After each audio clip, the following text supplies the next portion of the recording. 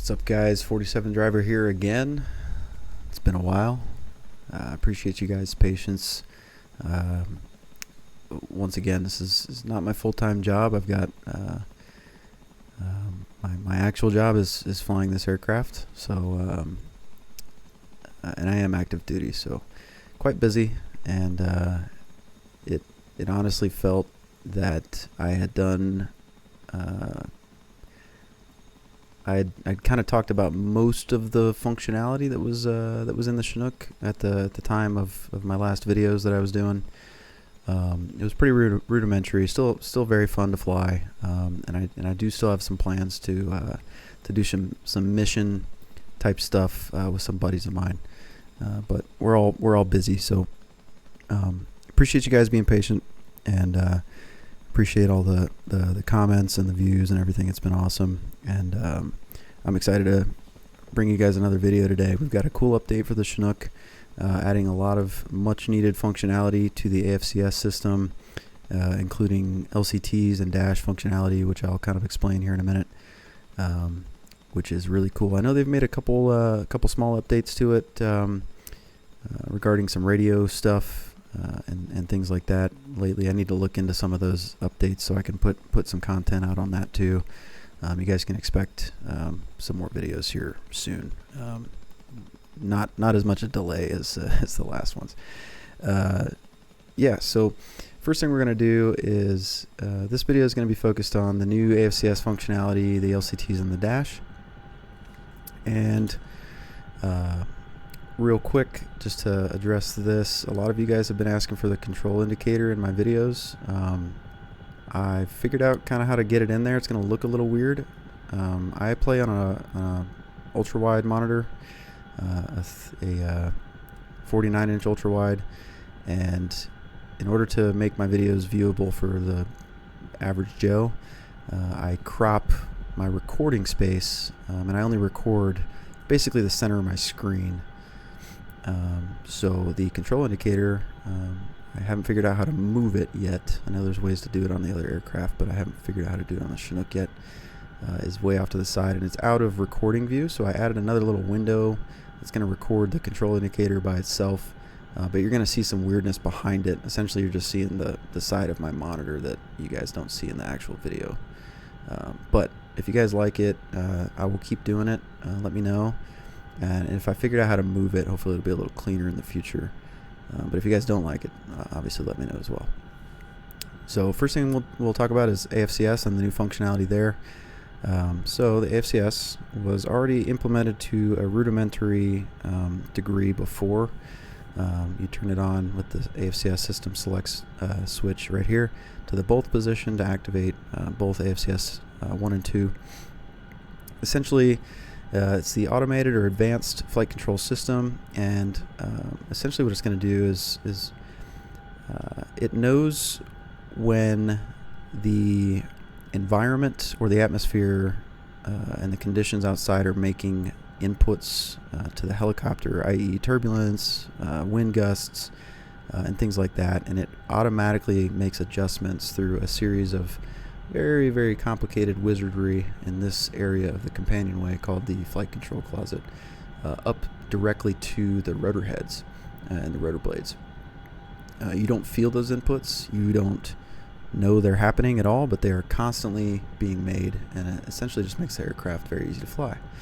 One feature of the AFCS that they just added is called turn coordination. We're going to get into that in just a minute, but it's a really cool feature. Another thing they added was the LCT functionality. Very, very cool. So you've got your LCT trim switch right here. Generally stays in the auto position, and you can, if you need to, you can manually extend and retract the LCTs. You want to do those simultaneously. You would do those in an emergency if you needed to, or in certain situations I'll kind of get into later.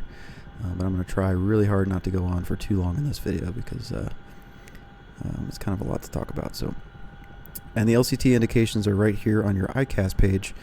Just for the sake of this video, I'm going to leave the ICAS page up on my number 3 MFD here. I wouldn't normally do that while I'm flying around.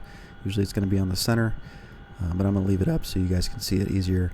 But you got your forward and your aft LCT indicators, and as the LCTs extend and retract, you'll see those indications right there via this little caret. LCT stands for longitudinal cyclic trim, and essentially what it is as you increase your airspeed in the Chinook, those LCTs will automatically extend based on airspeed. So essentially the LCTs are going to extend and take the place in some degree of forward cyclic. So what that allows you to do in the Chinook that's really cool is fly very fast with a very, very level fuselage and attitude, because the rotor blades the rotor heads themselves are tipping forward to basically compensate for that airspeed, and it allows the fuselage to remain very level. They'll also retract at a hover, which allows promotes a more level hover attitude, and that's for purposes of sling load operations with the cargo hooks down below. So very, very cool feature. I'm excited to show it off. And the last thing that they added some functionality with was the DASH.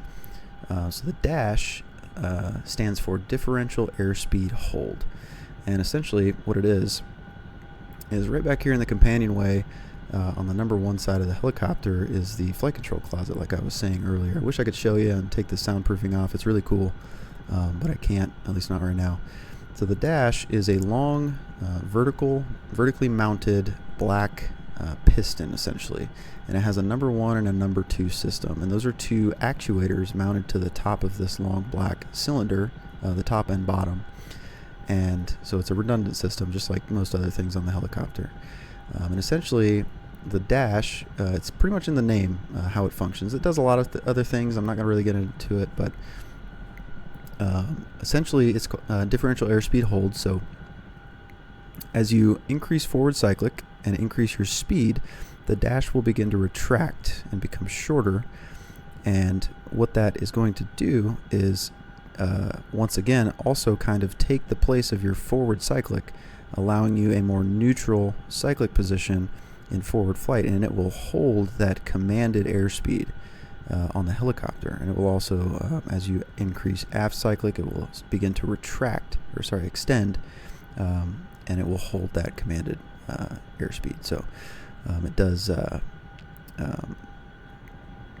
essentially what it's called, differential airspeed hold. It holds your airspeed. It's really nice. So we're going to demonstrate some of these things today. So what I've done is I'm up here at Maimana airfield up in the north of Afghanistan, and I've got some weather in. You can see I've got a broken layer up above. Not a big deal, but I do have some winds and some turbulence here. So I got winds out of the west at showing 13 knots on the ground. Another thing that they added recently, it seems, is the wind indication on the HSD. Really cool feature. That'll be on your HSD, your half page, and also your full page. So, but yeah, showing 13 knots on the ground out of the west. Up at altitude, we should expect somewhere in around 30 to 35 knots. So, and I do have some chop in the area as well, so you can expect some probably a little bit of light turbulence. So all we're going to do is we're going to get right into it, and we're going to pick up. You're going to watch the LCTs retract and at a hover, and then you'll watch them start to extend at as I increase forward airspeed. You can see that there on the ICAS page. What you're also going to notice is when I come above 40 knots, you're going to see the aircraft will automatically coordinate my turns and put itself in trim. And what that's going to look like, because I have a crosswind out of the left, is the aircraft is going to weather vane into that crosswind and maintain forward flight. So it's pretty cool. It does it all automatically. I had some issues, small issues with that turn coordination. Very intermittent though, so we'll see if it happens again. But yeah, I'm going to pick straight up to a hover. Don't mind my crappy hovering. I haven't flown DCS in a little while, and it's windy, so it may not be the prettiest, but I'm going to come straight up, and then I'm going to kind of put my head down and so you guys can look at the LCTs as they retract. So try to come straight up here, and I'll trim the aircraft up for a nice hover attitude here, and we'll kind of talk through some things here. So I'm hovering a little bit into the wind. I want to give myself a little bit of more of a challenge here. So I'm going to go right down the runway, nose right, and hover with a little bit more of a crosswind. The Chinook, cool little tidbit here. The Chinook favors a left crosswind, and essentially in the Chinook, a left crosswind is almost exactly the same as a headwind. So obviously it's going to be ideal for landings and takeoffs, less power required, more aerodynamic efficiency, and things like that. So it's pretty cool. Left crosswind in the Chinook, very, very ideal wind direction. So if you guys are flying around multiplayer or doing mission stuff and you got some winds going on, don't be afraid to land with a left crosswind. It's just as good as a headwind as far as the Chinook is concerned. So, yep, up here, I've got her roughly around 10 feet. The altitude's going to kind of ebb and flow up and down a little bit, but just keep your power set, and she should always return to that altitude that you set your power for. In my case, I tried to set it for about 10-foot hover height. So what you've noticed down here on the LCTs is they've retracted for hovering. Pretty cool feature. Once again, very level fuselage, as you guys can see. I'll kind of go outside, but I'm drifting a little bit, so pardon that. Very level fuselage, and essentially what that's going to allow is those hookup teams down below the aircraft are going to have an easier time hooking up those sling loads because everything's kind of level. And I've not made any power changes here. The helicopter is kind of go up and down as the wind kind of gusts. So we're going to roll into our takeoff, and we'll talk about this turn coordination. Hopefully it works. Once again, I had a little bit of an issue with it before, but we'll see what it does. So what I'm going to do is I'm going to keep the nose pointed down the runway using pedal for now. So you're going to see me using a little bit of pedal on the control indicator. And once I hit 40 knots, you're going to notice the aircraft is going to yaw, and it's going to weather vane automatically. And this is, it's kind of the issue I ran into last time, is it didn't want to do it by itself. So let me kind of trim it up here. Nose should come left, and there we go. Yeah, so you can see the aircraft is weather vaning, flying, crabbing into the wind to maintain a forward track all by itself. I've still got a little bit of pedal in. I'm just working on my trim here, so I'll take that out in just a second.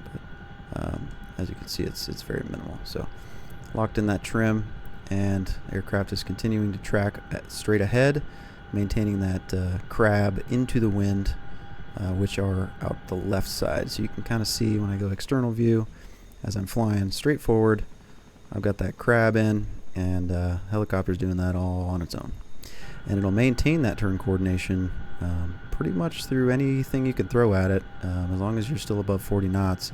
Now, the turn coordination isn't perfect, even in the newer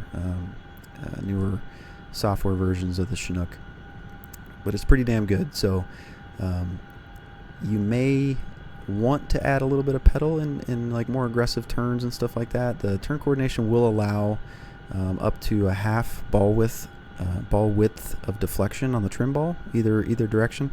So a little bit of deflection there, but really not too bad, and very manageable. You really don't have to use the pedals if you don't want to. A lot of us pilots, we like to make the helicopter do exactly what we want it to, and sometimes, even though we have really the ability to kind of leave our feet flat on the floor, we like to add a little bit of pedal into those turns, especially when they're a little more aggressive. So now you can see that we've got everything working for us here. I'm essentially hands off. My hand is on my lap right now. I've got my left hand on the thrust, and my right hand's just on my lap. My feet are flat on the floor, and those LCTs and the dash are working exactly as they should. So I'm at 120 knots, not even barely 5 degrees nose low. I'm going to turn before I hit this terrain here. Got a nice left-hand turn. Aircraft remains coordinated in trim. No issue. No issue at all. Just as it should. And you can see there on the ICAS page, my LCTs are basically fully extended now. And small little quirk, I really don't, they're not going to be fully extended, especially now that I'm down at 108 knots calibrated. They're not going to be fully extended, but that's a minor thing. It's really not a big deal. The fact is that they work for the most part how they should, so that's pretty awesome. So yeah, I can see I just rolled the aircraft back out to a level attitude, and my hand is back off the cyclic, maintaining about 5 degrees nose low, maintaining about 110 calibrated, and I'm not doing anything. So you're basically on easy mode now, and good news, it's only going to get easier as they continue to flesh out the AFCS functionality and stuff like that. So really cool. You can see we've got 30 knot winds up here at altitude, 110 knots, and I've got a little bit of light chop, and the aircraft is completely unfazed. It's able to maintain turn coordination. It's able to maintain my airspeed exactly as I programmed it to, commanded it to, and yeah, I'm hands off now. I've got my hand on the mouse and just letting her do her thing. And that's essentially how easy the Chinook should be to fly. It's very, very easy to fly when all this stuff is working for you. And even I'll kind of show you some more aggressive maneuvering here to demonstrate the capability of the turn coordination. So I'm going to roll into about a 60-degree angle of bank, and you can see your bank angle in the Chinook at the top of the VSD here. So obviously the two carats meeting is level, no roll, and each one of these tick marks is 10 degrees. So you got 10, 20, 30 is bold, and then in between the next one is a little more space because this one is 45, and then this last bold is 60 degrees. 60 degrees is our bank angle limitation in the Chinook, and 60 degrees in a helicopter of this size is no joke. So I'm going to come right, and I'm going to try and roll it into about 60 degrees, and I'm not going to make any change to the thrust lever. Keep that angle of bank going. There's about 55. Keep her going, keep her going, keep her going. And there's 60. Aircraft is still in trim, still coordinated, no issue. Nice steep angle of bank. Basically a brake turn right there. So my speed increased a little bit, which is what it would do. And I didn't change my power, so I'm going to let the aircraft kind of settle back into where she wants to be. Looks like she wants to be climbing real big time. And that's another little quirk that I've noticed is it seems that my power setting doesn't want to remain where it is sometimes in the Chinook, but it's a minor thing. And now you can see I'm up at 140 knots or so, which is really fast for a helicopter. It's doable in the Chinook. We do it pretty often. It's not a big deal. But I'm at 5 degrees nose low, right? I'm not staring at the ground like I would be in most helicopters at 10, 15 degrees nose low to maintain this high rate of speed, because I have those LCTs programming and fully extended. So very level fuselage at 150 knots calibrated right now. And I'm still, it would be probably a little bit more nose low than this in real life. I think the sim might be combining calibrated airspeed with ground speed a little bit, because I do have a 27 knot tailwind right now, and it seems to be kind of functioning as if this is a ground speed indication, even though it would still be a calibrated airspeed indication. But small thing. The point is, the aircraft is very, very easy to fly, much more so now than it was previously, and that's pretty awesome. So one last thing I'll talk about is I said I was going to talk about the LCT programming and the manual function. So you're generally not going to touch that switch when you're operating the aircraft in any normal condition. Outside of emergency procedures, it's going to stay in auto. If you have an emergency or an LCT failure, then you have the option to select manual and manually extend or retract the LCTs. You'll want to do that simultaneously at the same time, because you don't want a kind of a differential LCT extension or retraction, because bad things can happen when the blades are angling away from each other or something like that. You don't want that. So you would essentially throw this switch into manual, and you would manually extend or retract both of those switches at the same time. You'll get an annunciator or an advisory here on your Wiki page. It should stay on as soon as you select manual. It says check LCTs right there. It seems to kind of be intermittent on this. But yeah, manually extend or retract those things at the same time to regain some LCT functionality. Another situation where you would use them is, and I'm going to come around here and I'll just find a spot to put the aircraft down. I'm not going to do any two-wheel pinnacles or anything like that up here, because I don't have the skill to just do that off the cuff in the sim, I don't think. It's hard when you can't you don't have your homies out in the cabin area calling you down. So I'll find something that's relatively flat and set her down, and we'll talk about manual LCT operation and when it could be used outside of an emergency situation. So essentially, I'm gonna just execute an approach here. Looks like this valley here is a decent little spot. I'll lose that turn coordination at below 40 knots indicated, and I'm also, you can see here, I've chose to sorry, I let my hand off the cyclic for a second there.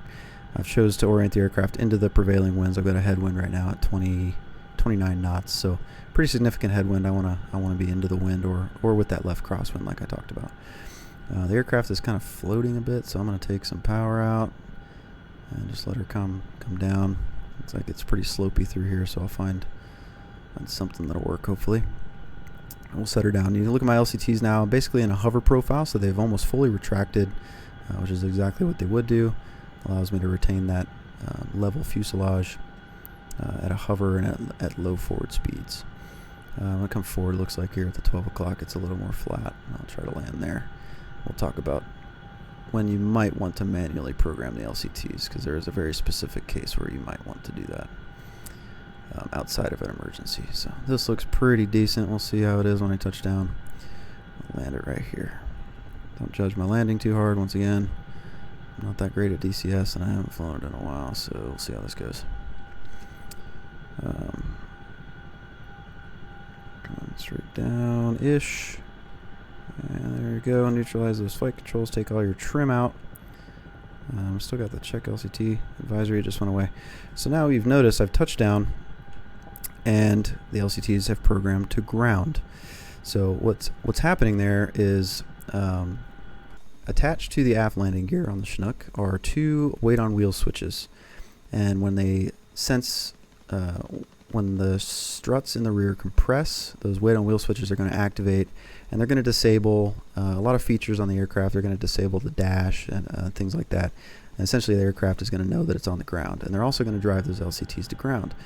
What happens when, on some cases, like those two-wheel operations that I've talked about in my previous video, is you're holding the nose off the ground and you're holding that aft cyclic to keep the weight on wheel switches activated. And I don't know if I'll be able to demonstrate that here.